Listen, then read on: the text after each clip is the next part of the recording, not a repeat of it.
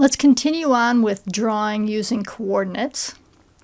Let's get rid of everything that we've drawn so far. So we're going to say erase, E, enter, and then all, A-L-L,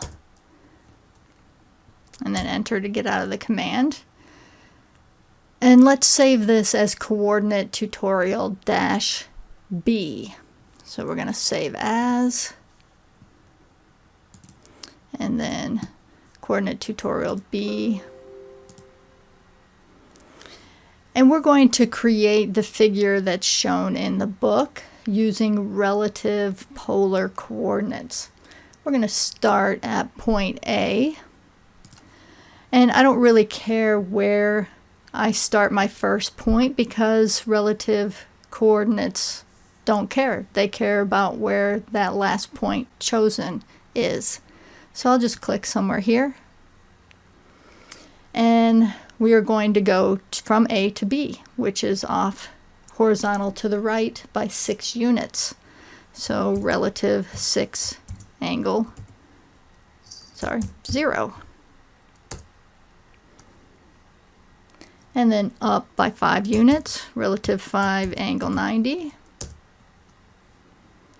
And then over to the left by 3, so relative 3 angle 180. Then down 4, relative 4 angle -90. So in the last one I used 270, but you can also use -90.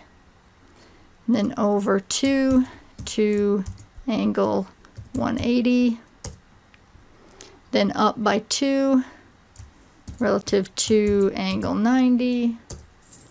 Over to the left by 1 angle 180,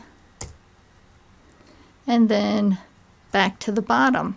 So we can type, we don't have to type in the coordinate or the relative coordinate. We can just say close, C, enter, and it'll close it. So you can see drawing with relative coordinates is really fast and easy.